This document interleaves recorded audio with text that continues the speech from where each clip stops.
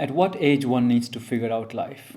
In their 20s, in their 30s, 40s, 50s, 60s, before they die?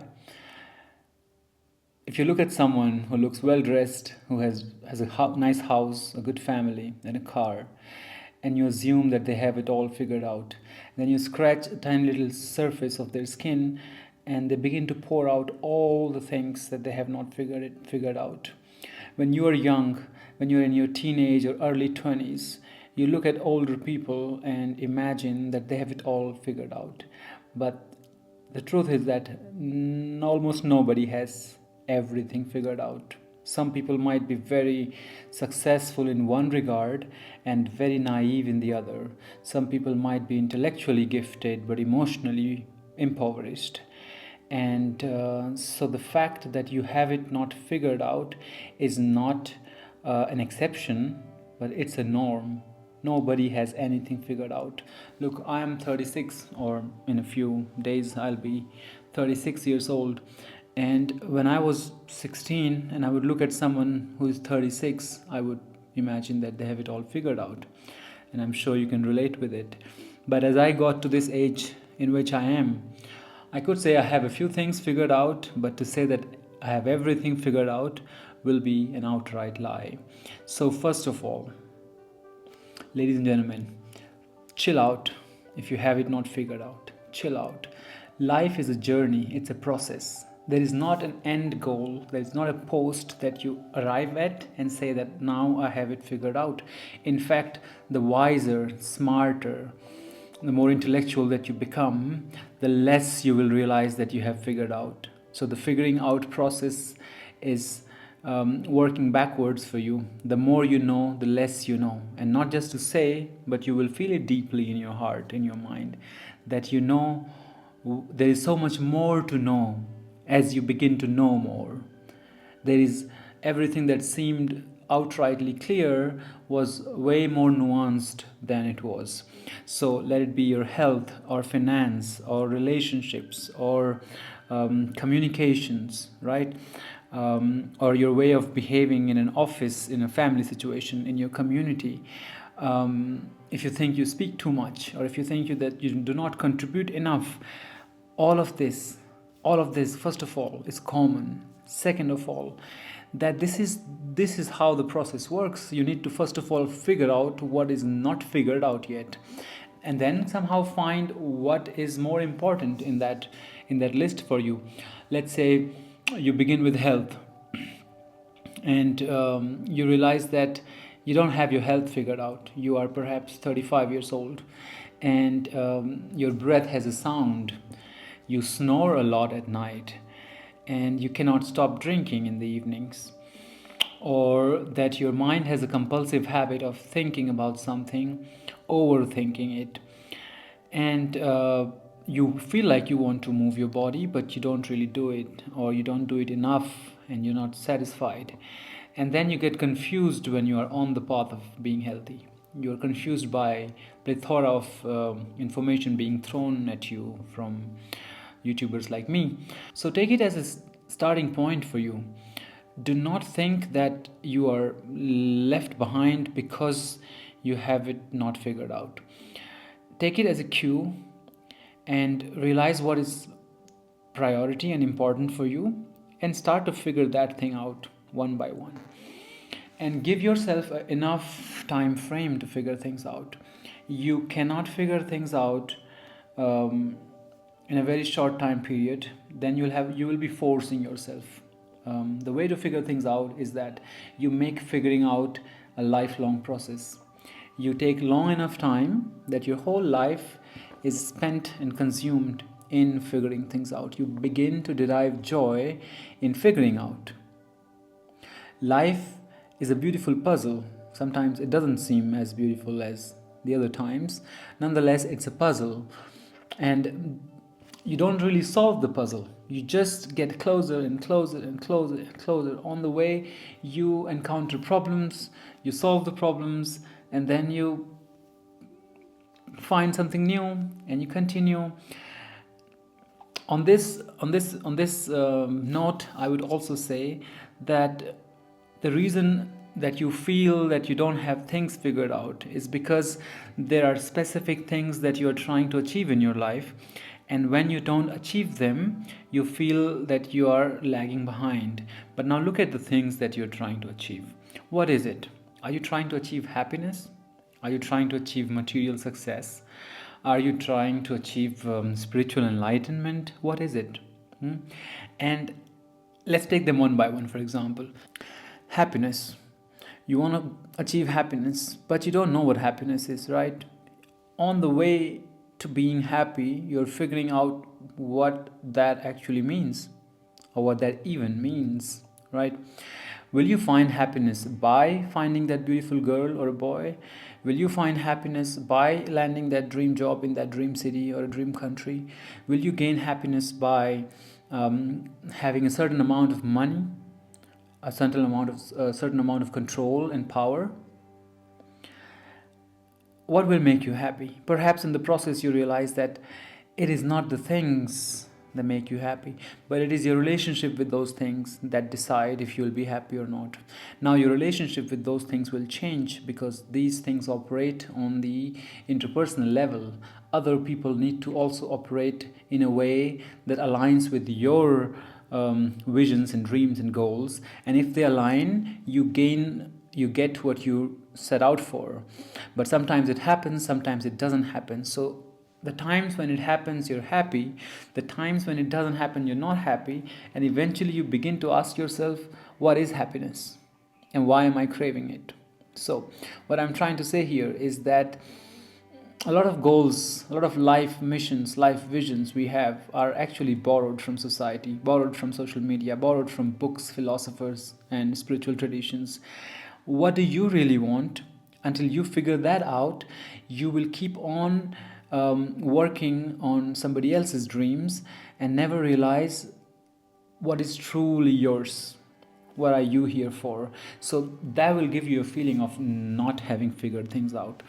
Let's take example of, let's continue with happiness a bit more. So you realize that the happiness is an internal state, or let's say happiness is an attitude of life. Maybe you realize it 10 years into your process.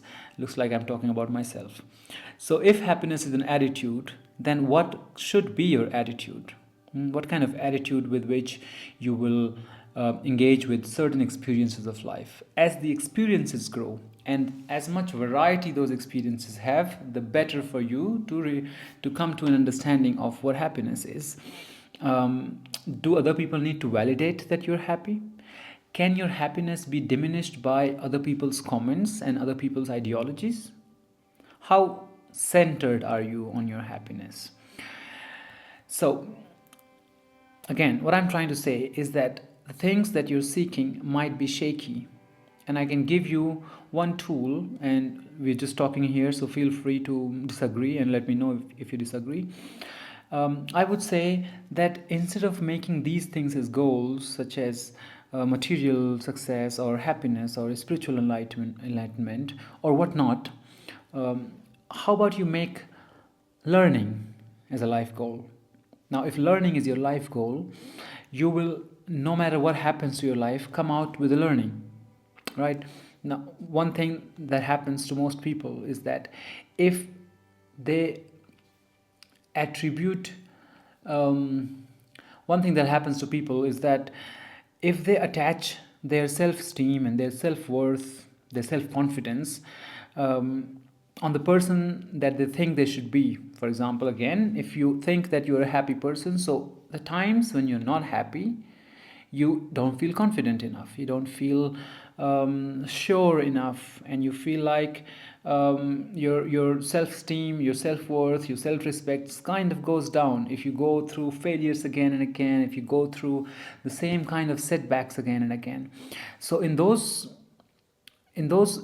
instances, what happens is that you are attaching your self-worth with an idea that in itself is very hard to remain consistent throughout. But learning as a life goal will be consistent no matter what. No matter what happens, you will be consistent and you will learn. No matter if you gain or lose, you will learn something from it. No matter if someone deceives you or showers a lot of love on you, you will learn something. So, curiosity and learning, if they become your life goal, no matter what happens, your self worth, your self confidence remains the same or steadily improves, steadily grows, because you have attached all the meanings of, and purposes of life to learning. And again, you cannot really, if you think deeply about it, you cannot really say that you figured things out, because life is really complex. We have only five senses to sense this life. Only five of them. We could have had 200 senses to experience life, and then there would be as much reality to encounter and navigate through. So give yourself learning as a life goal and see how much experience you gain, how much knowledge you gain. And when you apply that learning consciously in your life, in real life scenarios, you begin to gain wisdom too. I'll give you a relatable example. When you're talking to someone, right? Listen to what they're saying and listen intently, and listen not only to the topic on which they are talking, but also observe them, their personality, their way of talking, what is their emotional state through which they are talking. In one conversation, no matter if you are interested in the content or not, you get a lot that you can learn. And then you can either learn to behave in the same way or not behave in the same way. You can learn to derive certain understanding and improve your communication with other people. You are a bit better able to understand when to say, what to say, how much to say, because you have observed people so much, because you are so focused on learning. So if you don't have things figured out, first of all, figure out learning. Figure out the goal of your life. Then you become a learning machine. You listen to people, you read books, you go through experiences, not to find an outcome that you set out for, but with an open-ended curiosity that no matter what happens at the end of this trail, I would have learned a lesson. And that's very powerful. At least in my head, it's powerful. I don't know how you relate with it. I'll be curious to know. And today I've been thinking about this so much that I thought, I cannot wait. I just want to record this and share it out with some of you, and see how you respond to that as well. Because I share content on yoga. And what is yoga? Why do I do yoga? Why do I share my practice with you? It is because it improves the quality of my life. And so, these kind of conversations are perhaps giving you some more insight into what kind of person I have become, what kind of thought processes I have come to through experiencing life through yoga, and all through all the other methods such as reading and traveling and whatnot, right? So that is one thing. And I would say another thing about figuring things out is that if you have nothing figured out, do figure out your health. Become the healthiest version of yourself. When your organs are working efficiently, the way they should be working, when you are aware of what you're consuming, both as food in your body and information in your mind, and when you feel lightness in your body, literally, like you feel light in your body and you feel light in your mind, and none of the organs are bothering you, you get certain clarity. And then through that clarity, your overthinking mind begins to produce less thoughts and you become calmer and quieter in your mind. When that happens, and when you have enough of those moments when you are calm and quiet and your personality is not so suggestible, not anyone can come and say something and change your mind immediately. If you get a little bit rooted into your body, a little bit embodied, as they say in today's spiritual language, if you get embodied and rooted in your body, you begin to gain some clarity, and that clarity brings you insight. It brings you creativity. It brings you inspiration, and from there you might perhaps do find some certain activities, certain goals that are worth pursuing, that you have fun for.